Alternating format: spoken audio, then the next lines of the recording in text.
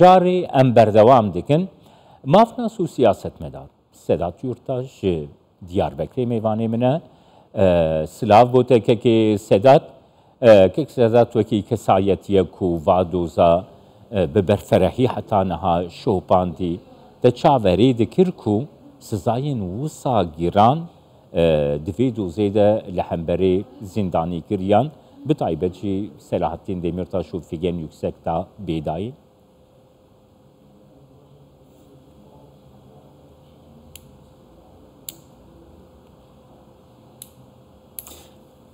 براستی yani Lidiş Selahattin Demirtaş de şahsevi de dijayeti ki pirmezin dikaran bejin ku dijmanayeti ki pirmezin çebu bu jiber ku Selahattin Demirtaş ji Erdoğan regotu bu em nahilin tübi serok jwe demeşun da lehember ve çıkas amurên hukukê hebûn mîna şûr hatine bikar anîn û li gorî wî jî ev doza ku bi rastî hatibû darizandin hinekî mahkumiyet derketibû û alaka wî bi Selahattin Demirtaş û bi HDP û bi giştî jî bi partiyê tune bû care din nû kirin û li gorî wî jî ji bo ku Selahattin Demirtaş di hundir de bigirin doz vekirin û heya ana meşandin. Ji ber vê yekê jî yani ew hêrsa wa, ew kîna wa, ew dijminatiya wa kifş bû lê dipê hilbijartinê re AKP bu partiye duyemîn û çend gotinên ji bo nermbûnê, ji bo guhertinê, ji bo guhertina kanûna bingehîn hinek tişt hatin axaftin û hinek işaret jî hat danîn ku hem biryarên mahkema destûrî ya binind hem jî biryarên mahkema navnetewî ihtimal heye ku bi cibata ji ber vê yekê jî yani çıkas ji bo cezakirinê ihtimal hebû ew qas jî ji bo beraatê, ji bo berdanê, ji bo azadbûna wa jî ihtimal hebû.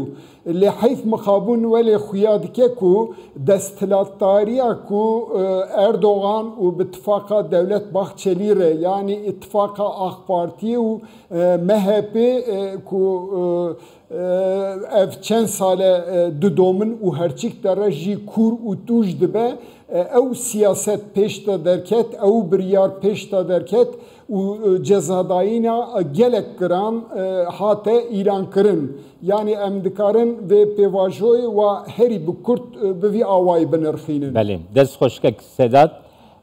Kek Sedat yani niha te behsa vê proseyan nermbûnê li Tirkiye ku tê behs kirin te kir gelo di rastiyê de proseyek nermbûnê li welatekî wekî Tirkiye ku 30 milyon Kurd li bir e proseyek nermbûnê mümkün e ku tu çavê xwe li ser li hemberî Kurdan bigire hebûna yani hebûna Kurd nas neke mümkün e nermbûneke civatî li welatekî çê bibe.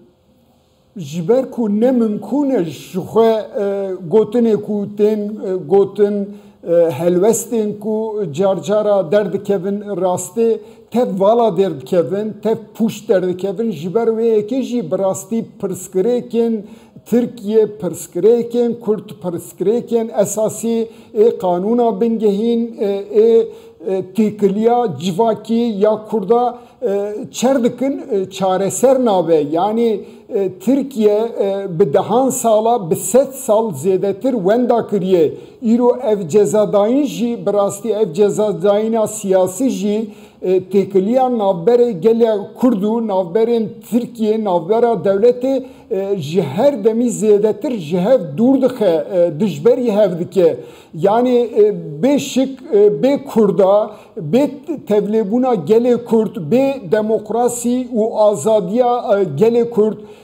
bê berdana siyasetmedara bê azadbûna wa tu pirsgirêkên esasî li Tirkiye ne mümkün e ku çareser bibin.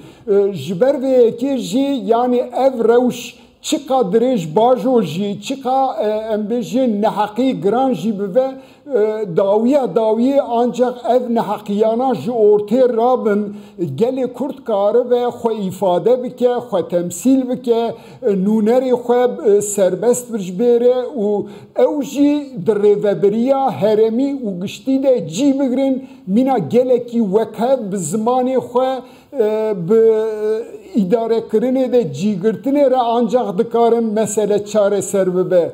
Yana çareserî ne bi devko dibe, ne bi gotina dibe, ne jî bi xapandina dibe. Yani ev biryara ji ber wê yekê bi rastî 100 sal şûnda jî xuya dibe ku desthilatdarî hîn mesela Kurdî ne başfam kiriye ne ji bo çareseriyê jî gavan davê jî em dikarin vî tespîta bihêsanî bikin. Kek Sedat niha hevbeşekî desthilatê heye bi navê Devlet Bahçeli, partiya wî jî navê wê MHP ya partiyekî nijadperest, faşîst partiyekî wisa. Niha serokê wê di gruba xwe partiyê de li hemberî Demirtaş, li hemberî ev kesê got doz li hemberî wan hatiye vekirin doza Kobanî de peyva terorîst bi kartênê.